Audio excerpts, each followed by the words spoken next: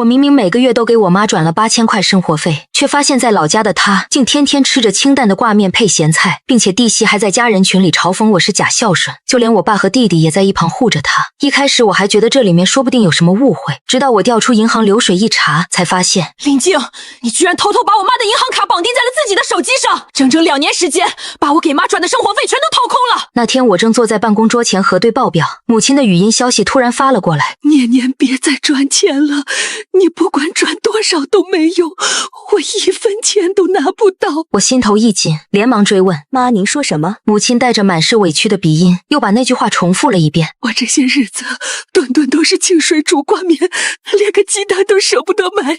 年年你別怪媽總跟你伸手要錢，我是真的走投無路了。我腦子裡瞬間嗡的一聲，整個人都懵了。這2年裡，我每個月25號都準時的給她轉8000塊錢，鐵證如山的是，她怎麼會說1分錢都沒見着？我正想追問，兄妹群裡卻先炸開了鍋。弟媳林靜率先甩出一句話：大姐又開始演你的孝子戲碼，媽住的那破房子，你又不是不知道，別只會耍嘴皮功夫。緊接着，她又陰陽怪氣的補了一句：你當真給媽轉錢了，可別到最後又賴在媽身上，說錢是她自己花光的。群裡鴉雀無聲，沒人敢接話。我強壓着怒火，把手機扣在辦公桌上，又猛地翻過來，乾脆利落地截下了整整2年的轉賬記錄，足足24張長截圖，每一條都清清楚楚。收款人是周素雲，銀行卡尾號6616，金額每月8000元，備注全部都是生活費。我把截圖甩進群裡，冷冷地打字回復道：這是轉賬記錄，自己看。林靜幾乎是秒回：一張截圖而已，這年頭誰不會 P 圖？有本事你把收款卡號完整亮出來。我沒跟他廢話，把圖片裡尾號6616的那一行放大，再次發了出去，反問道：這個尾號6616的卡到底是不是媽的？母親很快回復：卡是這張沒錯。可下一秒他又發過來一條消息：可我是真的1分錢都沒收到啊！我死死盯着没收到这3個字，胸口像是被人狠狠捶了一拳，悶得喘不過氣。卡是他的，收款人也是他的名字，錢怎麼會沒到他手裡？我忽然回想起上次回家，母親還在用一個漆皮都剝落的熱水壺，嘴漏得厲害。當時我還勸他換一個，他卻說湊合用就行。現在想來，那哪裡是什麼節儉，分明是窮得沒錢買新的。我深吸了一口氣，隨後在群裡丟下一句：我明天就回老家，去銀行查個水落石出。隨你的便，別到時候把這個家鬧得雞飛狗跳，沒法收場。我關掉電腦，抓起外套就往外走。尾號6616千真萬確，是母親常用的那張卡，可她卻住在破舊的老小區裡，窮到連個雞蛋都捨不得買。這筆錢到底到哪裡去了？第二天我趕到老家時，天空正飄着細雨，母親住的舊樓沒有電梯，樓道裡彌漫着一股潮濕的霉味。一開門，油煙味和霉味混雜在一起，撲面而來，嗆得人鼻子發酸。母親穿着一件舊毛衣，袖口都起了厚厚的毛球。她看見我，先是勉強擠出一個笑容，可笑容剛掛在臉上，眼眶就紅了。年年，你看，媽也不想跟你說這些，可這日子……我只覺得喉嚨一陣發緊，緩了緩才問：媽，我爸呢？我爸江景山從裡屋慢慢走了出來，眼神躲閃，不敢直視我。我開門見山地質問道：我每個月給你們轉8000塊錢，你們的日子怎麼會過成這個樣子？母親從錢包裡掏出一張 ATM 機的小票，上面清晰地顯示着餘額37.62元。我盯着那串冰冷的數字，指尖一陣發麻。就是這張卡收的錢，對嗎？你轉錢的就是這張卡，可我去取錢的時候，裡面就剩下這麼點了。我把那張卡接過來，尾號果然是6616。我抬起頭，目光落在我爸身上，他刻意避開我的視線，喉結不自然地滾動着，心裡咯噔一下，瞬間沉了下去。他不是不知情，他只是怕我知道真相，故意瞞着我。第二天一大早，我就拉着母親去了銀行，櫃員很快就打印出一疊流水賬單，上面清楚地顯示每個月都有一筆8000元的轉入記錄，但幾乎在轉入的同1分鐘，就有一筆7998元的轉出操作，而接收轉出款項的賬戶尾號我完全陌生。母親的臉色瞬間變得煞白，急忙擺着手說：我沒轉過，我連手機銀行都不會用，怎麼可能賺錢？阿姨您看，這裡轉出渠道顯示的是手機銀行。我盯着流水單上到賬及轉出的記錄，胸口憋悶得厲害，又問櫃員：麻煩問一下，這張卡綁定的短信提醒號碼是多少？櫃員敲了幾下鍵盤，抬頭告訴我是185開頭，尾號9274。母親一下子愣住了，連忙掏出自己的舊手機，那是一部老式按鍵機，根本不可能安裝銀行 APP。她把身份證往櫃檯上一拍：查，你們幫我查清楚，到底是誰背着我改了我的信息？櫃員不敢耽擱，很快打印出一張短信提醒醒號碼變更單，變更時間是去年4月，代辦人簽名那一欄寫着我母親的名字，然而字跡卻尖銳鋒利。我眯着眼睛仔細辨認，心裡猛地一沉，那字跡分明就是林靜的。出了銀行，我帶着母親直奔手機營業廳，營業員輸入那個185開頭尾號9274的號碼，屏幕上立刻彈出了相關信息。這個號碼是一張副卡，而主卡的持有人名叫林靜。我腦子裡像炸開了一個悶雷，我媽的銀行短信提醒竟然被綁在了弟媳林靜的副卡上。我媽僵坐在椅子上，身子抖得像秋風裡一片單薄的紙。她喃喃道：念念，静静她為什麼要這麼做？我沒應聲，因為我自己也想弄明白她到底憑什麼。我嘆了口气，還是帶着我媽去了醫院。神經內科的醫生給她做了全套的認知能力筛查，最終結論是我媽沒有任何認知障礙，思维格外清晰。不是她記混了，是有人明目张膽的拿走了她的養老錢。回到病房门口，我爸正靠在窗邊抽着悶烟，我把银行卡变更单、副卡归屬的打印件全都摊開在病床上。爸，你早就知道这件事，对不对？我爸的手指猛地一僵，烟頭燙到了指腹，他疼得倒吸一口冷氣。家裡的事能不能別鬧大？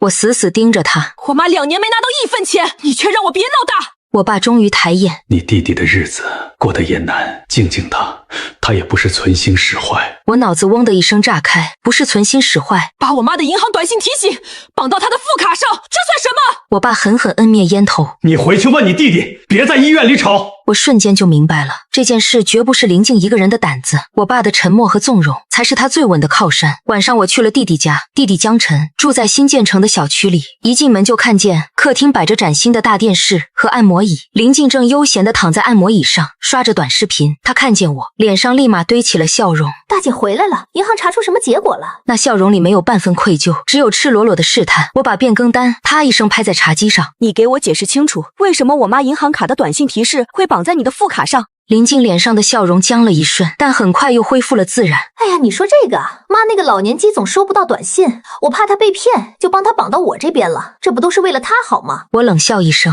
為她好，她的卡裡2年下來餘額就剩37塊6毛2。弟弟江晨從廚房走出來，臉色瞬間變了。姐，你別這麼說，媽不會用手機，銀行的錢放卡裡不安全，我們就幫她拿去做理財了。理財？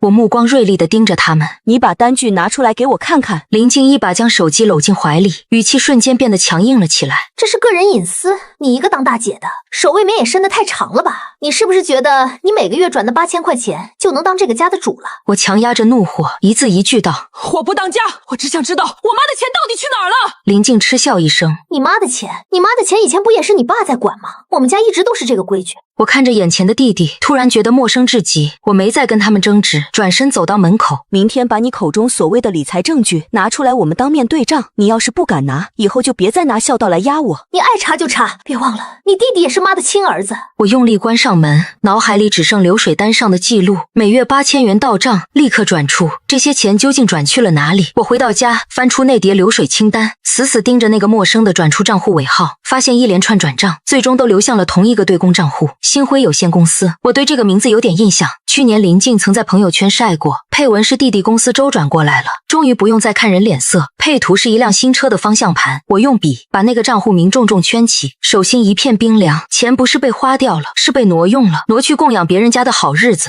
第二天，我約他們來我媽家對賬，我媽把桌子擦得一塵不染，我爸坐在沙發上眼神飄忽。弟弟和林靜一進門，林靜就先发制人：大姐你這麼折騰，媽的身體能受得了嗎？我懶得理他，直接攤開流水清單。這筆錢轉到了星輝商貿，這個星輝是誰的公司？弟弟臉色閃過一絲不自然。那是林靜弟弟的公司，做生意資金周轉一下很正常。我轉向林靜，資金周轉需要把我媽的短信提醒綁在你副卡上，需要到賬，1分鐘內就立刻轉走。你把手機銀行打開給我看。林靜一把抱住包，態度強硬。不可能，你想看我的手機，這是侵犯我的個人隱私。我拿出自己的手機放在桌上，按下錄屏鍵。行，那你回答我幾個問題。你問。我媽銀行卡的驗證碼，她一般習慣用什麼？林靜下意識脫口而出。她記不住，就一直用身份證後6位。話一出口，她才意識到說錯，嘴唇瞬間僵住。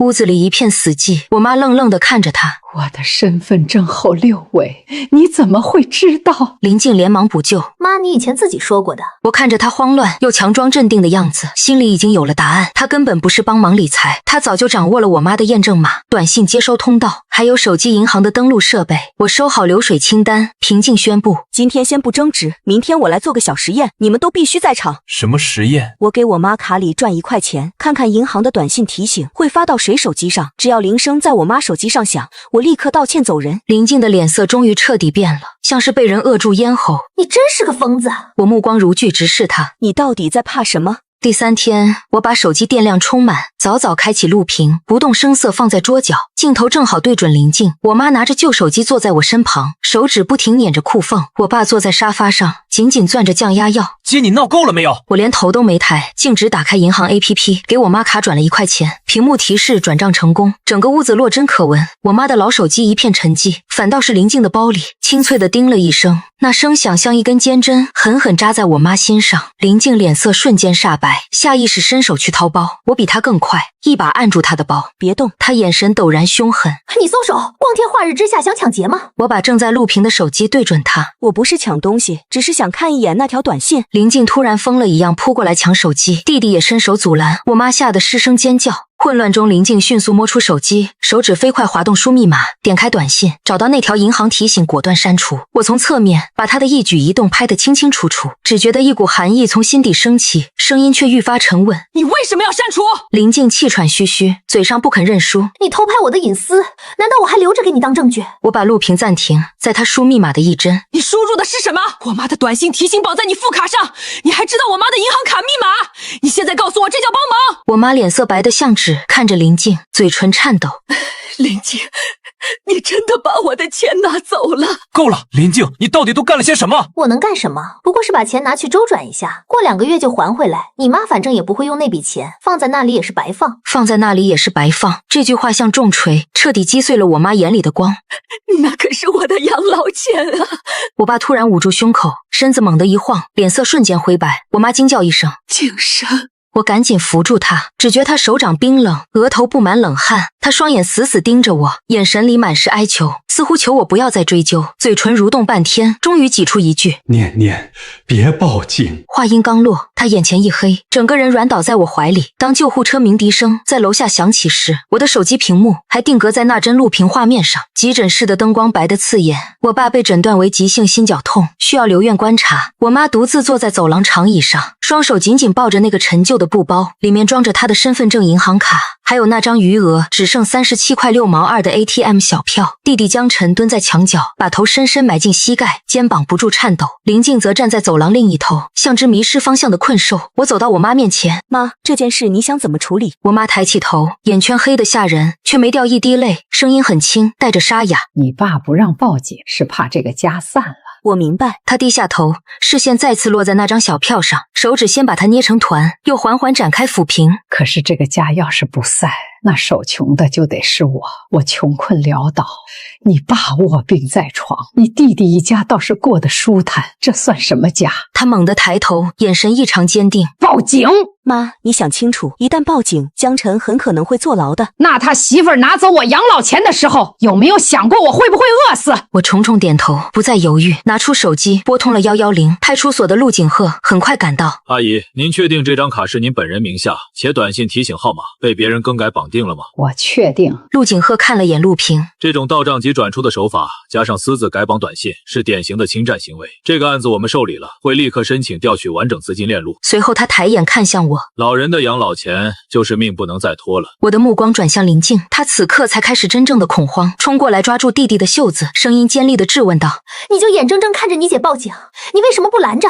你媽瘋了你也不管嗎？我看瘋了的人是你。聽到這句話，我媽的眼淚終於決堤，可這淚水裡沒有軟弱，反而帶着灼人的怒火。她一把抹掉眼淚，站起身對陸景鶴說：我全力配合，你們該怎麼查就怎麼查，不必顧慮。陸景鶴離開前交給我媽一張涉案回執，我媽鄭重把回執夾進布包，小心翼翼放在身份證和那張余額小票中間，生怕一鬆手，這點希望就被奪走。我爸躺在急診觀察室裡，素云，我媽的腳步頓住，卻沒有回頭。景山，你別再攔着我，你每攔我一次，我就要多窮一次。我們剛走出醫院，弟弟江晨的電話就追了過來。姐，你現在能過來一趟嗎？林靜說想當面和你們談談。晚上9點，弟弟和林靜果然登門了。林靜手裡拎着一個黑色旅行袋，拉鏈一扯開，裡面是一捆捆崭新的現金。他把袋子砰地放在桌上，眼淚說掉就掉。媽，我真的知道錯了，錢我還給你，你就高抬貴手撤案行不行？我弟弟的公司賬戶全被冻結了，工人工資都發不出来，再這樣下去，公司就要倒閉了。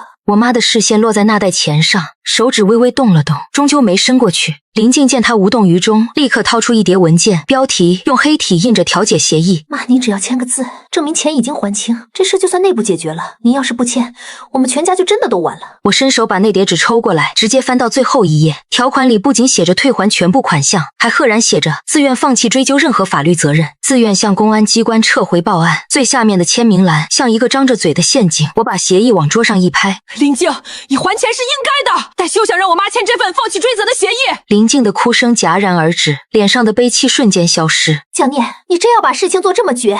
你弟弟的前途，你爸的病，你媽的將來，難道不指望我們？你今天把路堵死，你一個人能扛起所有事嗎？我媽終於開口，我指望過你們，結果呢？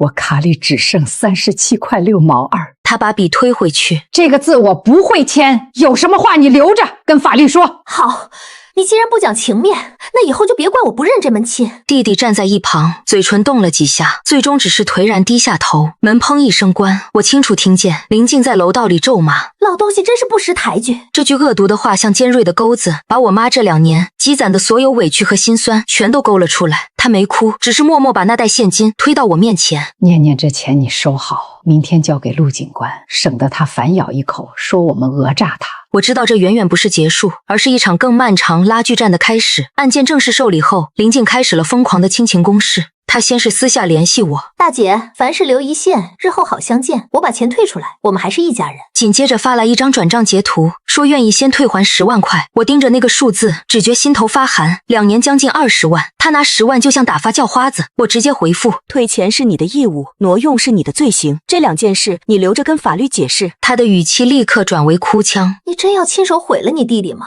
他單位馬上就要政審了，你讓他以後怎麼抬頭做人？我沒再回復，很快親戚群裡炸開了鍋，四姑發來長語音：念念，俗話說家醜不可外揚，你這麼一報警，不是把你弟弟這輩子都毀了嗎？你這孩子心怎麼這麼狠？當姐姐的不向着弟弟，你向着誰？我看着屏幕上這些冠冕堂皇的話，氣得手指發抖。他們嘴裡翻來覆去，念着弟弟的一輩子，卻沒有一個人問過我媽這2年是怎麼熬過來的。我直接把那張餘額小票拍了照發到親戚群裡。我媽卡裡還剩37.62元，哪位長輩來教教我？群裡瞬間鴉雀無聲。那天深夜，陸景鶴打來電話，我們已經依法申請凍結所有相關賬戶，你們最近不要再有私下金錢往來，以免影響證據固定。好，我明白了。第2天一大早，林靜的微信支付就被限制了。她在家裡發出刺耳的尖叫：江晨，我的銀行卡怎麼被凍結了？你公司的賬戶也被冻了，都是你那個好姐姐幹的。不是我姐幹的，是你自己做的。我站在樓下，聽着楼上傳來的爭吵，心裡沒有一絲快意，只有一陣陣沉重。賬戶被凍結的第2天傍晚，林靜在小區門口堵住了我媽。她一看見我媽，眼淚就湧了出來。媽，你們報警，我不怪你們。可是賬戶一凍結，我弟弟的公司就真的要破產了。工人工資發不出来，債主天天上門，他都想去跳楼了。我媽站在台階上，手裡還拎着剛買的菜，聽到跳樓2個字，手明顯抖了一下。林靜見狀，立刻把一張折疊的紙塞進她手裡。媽，您就行行好，簽個字就說錢已經還了，你也原諒我們了。只要有這個賬戶就能解凍，您簽了字，我們大家就都還有活路。我快步上前，從我媽手裡抽出那張紙，展開一看，標題赫然是諒解書，正文末尾還有一句更歹毒的話：本人確認，在此事中從未遭受任何經濟損失，此前報案純屬家庭內部誤會。別做無謂的掙扎，你再來騷擾我媽，別怪我不客氣。資金鏈路調取比我想象的快，民警把一份賬戶打印件遞給我，紅色標注一圈圈，像剖開一條蛇。每月8000進我媽卡，轉出到陌生卡，再分3筆轉進新輝商貿。證據擺在面前，弟弟江晨徹底崩了。他抓着頭髮，聲音嘶啞：我以為他是真的在給媽理財。我看着他，心裡又疼又冷。你以为你問過媽嗎？你看過媽卡裡還有多少錢嗎？他不說話，眼淚掉在水泥地上。林靜在審訊室裡還嘴硬，說是借用周轉，可民警拿出2年流水，他最後只剩一句：我也是沒辦法。回到家，我媽坐在桌邊，看着那一張張的流水清單，她看得很慢，每看到一筆轉出，就用指甲在紙上劃一下。她問我：念念，你每個月賺錢的時候，心裡想什麼？想你們吃好點，別省。我也想你在外頭過得好，可我這2年連你賺的錢長什麼樣都沒摸過。我們跟着去銀行辦理入賬，櫃員把錢從凍結賬戶劃回我媽新開的賬戶，打印機吐出回單。我媽的手機忽然叮了一聲，她愣了愣，掏出手機屏幕，跳出短信：您尾號6616，賬戶入賬98500塊60元。他盯着那條短信，眼睛一點點濕了。念念這回真到我這兒了。弟弟也在旁邊看着那條短信，他突然蹲下去，捂着臉：媽，我真不知道你卡裡那麼少。我媽沒扶他，也沒罵他，只是把回單疊好，塞進錢包，壓在那張 ATM 小票旁邊。你不知道，是你不想知道。以後你想孝順，得先學會看。弟弟抬頭，眼淚掛在睫毛上，重重點了點頭。那天走出銀行，我忽然覺得太陽很刺眼，不是光強，是真相終於擺出來，所有人的臉都得對着他。從那天起，弟弟提出了離婚。他終於發現，他和媳婦站在一頭時，另一頭綁着的是他媽。離婚那天，林靜摔碎了家裡的碗，罵我毀了他。我媽沒回罵，只把銀行卡放進錢包，把一口氣放回自己手裡。案子只追回了部分錢，不是全額。我媽沒再追着哭，她只拿這筆錢做了2件事：一是把我爸的藥按時買齊，2是換了一張新銀行卡。新卡辦好那天，她第一次一個人去 ATM 機，她說：我得學會自己看。案子進入調解和起訴階段時，我爸卻倒下了，腦梗半邊，嘴角歪着，手指抓不住杯子。他醒來第一句話不是疼，是啞着嗓子：素雲，我錯了。我媽坐在床邊，手裡捏着繳費單紙，邊被捏得起毛。她沒哭也沒罵，只說：你錯的不是怕家散，你錯的是把我當成能一直忍的人。我爸的眼淚順着眼角往下流。姐，爸這樣是不是因為我們報警？我抬頭看他，你要怪就怪你媳婦，把錢拿走，別怪報警。弟弟嘴唇動了動，沒再說話。我媽把繳費單塞進包裡，拉好拉鏈。錢我自己付，該花的花，該守的守。我看着他，心裡一陣酸。他以前最怕花錢，現在學會了另一種怕，怕錢再不見。我爸住院後，銀行客戶經理打來了電話，說可以幫我們重建賬戶安全。我帶我媽去銀行經理，把一摞表格攤開，指着手機銀行一欄劃掉。阿姨，養老卡建議關閉，手機銀行只保留查詢功能，轉賬必須櫃檯或本人到場，這樣短信被改綁也沒用。我媽愣了一下，經理又指向動賬提醒，可以開雙提醒，阿姨手機響你也能收到。App 推送不是監控老人，是防外人。好的。經理把授權變更單遞給我媽，阿姨這裡按手印，以後任何人來要求變更手機號、開通快捷支付，都必須核驗您的證件和人臉，不接受代辦。我媽按下紅指印，指腹按在紙上，手都在抖。她抬頭問經理：那我以前怎麼就讓人代辦了？老人怕麻煩，也信親人，壞人最會借這個。我媽沉默一會，把單子收進布包。我不怕麻煩了，以前我總覺得孩子要臉，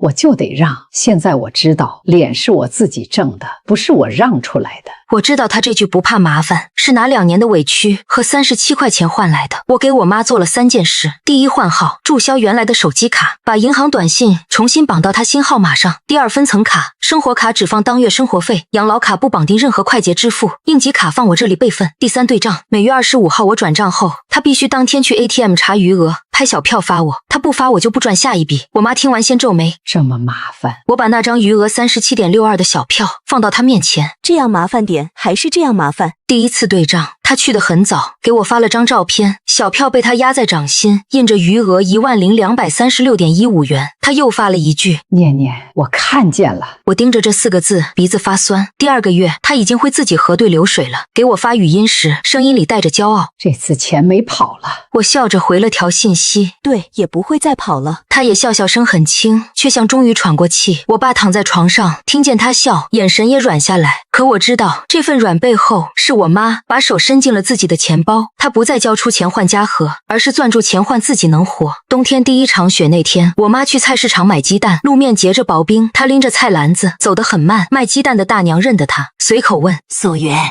今天捨得買了？我媽笑了笑：買點家裡病人得吃點。稱完8塊9，她摸出生活卡遞過去，POS 機滴滴響的瞬間，我媽整個人僵了一下，生怕聽見餘額不足的提示。下一秒他的手机真的響了，扣款8.90元。他盯着短信看了3遍，才抬頭对大娘说：“再添2个，凑了个整。”回到家，他把短信截图存进相册文件夹，名字就叫这个月。他对我说：“钱花到哪儿？我自己知道，这就够了。”那一刻，我胸口那股一直顶着的气終於鬆了一點。可我也知道，故事沒完，錢追回來是一回事，怎麼不再丟是另一回事。案子後續走程序時，社區請我去做宣講說，最近又有老人養老金被代辦，手機銀行轉走，想找真實案例講講。我原本不想去，可我媽把那張小票掏出來，按在我掌心。你別怕丟人，丟人的是拿老人錢的人，不是報警的人。我心裡一熱，點了點頭。我在白板上畫了5個方框，用紅筆寫下整個騙局流程，以代辦為名開通手機銀行，偷偷把短信提醒綁到騙子副卡，養老金一到賬立刻轉走，用理財周轉當幌子，讓老人以為自己記錯賬。我把各種清單貼在白板上，讓在場老人都看清，這不是老糊塗，是有人處心積慮搗鬼。宣講那天，會議室坐滿了老人，聽得格外專注。我剛提到副卡，後排一位大爺猛地拍桌站起來：“我兒媳婦前2天就說要幫我綁副卡，收短信，還說我眼神不好使。”這話一出，會議室嘩然，社區工作人員連忙帶大爺核實。半小時後，工作人員臉色煞白跑回來：“真攔下了，一樁短信提醒確實被改了，錢差一點就被轉走。”我只覺一股寒意從背脊直衝頭頂。原來我們家的遭遇根本不是偶然。宣講剛結束，弟弟江晨的電話就來了，聲音又冷又硬：“姐，你非得在外面到處說這些事嗎？生怕別人不知道我們家出了這種醜聞。”我平靜地回答道：“我講的是騙局流程，不是在講你。”可別人聽完只會戳着我脊梁骨，說我娶了個壞老婆。我淡淡反問：“那你當初為什麼就不能多看一眼，確認一下媽卡裡到底剩多少錢？”他啞口無言，啪一聲掛了電話。我獨自站在社區門口，寒風颳在臉上。我媽發來一條短信：“講完了就回家吃飯，我給你煮了雞蛋。”看到雞蛋2個字，我冰冷的心瞬間融化。他終於捨得吃雞蛋了，無關錢多錢少，是因為他心裡有了底，知道自己的錢再也不會不明不白消失。我媽主動提出要學手機銀行的安全防護，以前她一聽到密碼驗證碼就頭大，可現在她端正坐在桌前，拿小本子認真記，短信提醒必須是自己手機號，副卡絕對不行，轉賬要設上限。我一步步教她設置登錄保護，解綁 App。您不是傻，是有些人偽裝得太好了。他盯着單子看了許久，忽然抬頭問：“念念，你爸是不是還在怪我當初非要報警？”我抬眼望向臥室，父親躺在床上慢慢翻身，他沒睡着。我輕聲說：“他不是怨你，他是怨他自己。”那天夜裡，我爸用沙啞的嗓音開口：“素雲，我當時是怕這個家散了。家要是不散，你就得先把我給散了。要是我散了，你們父子倆的日子也別想好過。”第二天，弟弟江晨來了，他在醫院門口徘徊許久，給我發來信息：“姐，我想進去看看爸，也想跟媽說幾句話。”我把手機遞給我媽，我媽沉默良久，緊接着回復道：“可以來看，但有3件事提前說好。第一，不許吵架；第二，不許提錢；第三，不許帶任何人來。簽什麼字？”好。看着這約法3章，我心裡懸着的石頭稍稍落了地。原來一個家想要不散，靠的不是無底線忍讓，而是清清楚楚的規矩和邊界。江晨來探望那天，手裡提着一箱牛奶，一袋蘋果，僵硬站在病房門口。最終還是我媽先開口：“坐。”媽，對不起。我媽沒說沒事，只是從錢包裡摸出那張 ATM 小票，輕輕放在床頭櫃上。她看着江晨，一字一句地說道：“這張條子，我現在每天都要看一遍。你如果真心孝順，就別急着跟我說對不起。你該做的是讓我以後每天都能踏踏實實看到它。”媽，我知道了。走到門口時，她回頭看向我，遲疑地問：“姐，我以後能不能也每個月給媽轉點錢？”我反問：“那你轉賬的時候，備註打算寫什麼？”她明顯愣住了。這時，我媽替她回答：“就寫媽簽收。”江晨重重點頭，他似乎在這一刻才真正明白，這3個字不是矯情，是一道必須建立的防線。那天晚上，我回到出租屋，第一時間打開手機銀行，修改了下個月給母親自動轉賬的設置。以前我總在備註寫生活費，我一字一頓敲下媽簽收。沒過多久，我媽就發來一張短信截圖，清晰顯示 XX 銀行您尾號6600的賬戶入賬人民幣8000元。緊接着，她又發來一句話：“這次是我自己的手機響了。”我盯着這簡簡單單的一句話，鼻子猛地一酸。以前每個月轉賬，我都提心吊膽，生怕錢石沉大海，而現在我終於可以安心了。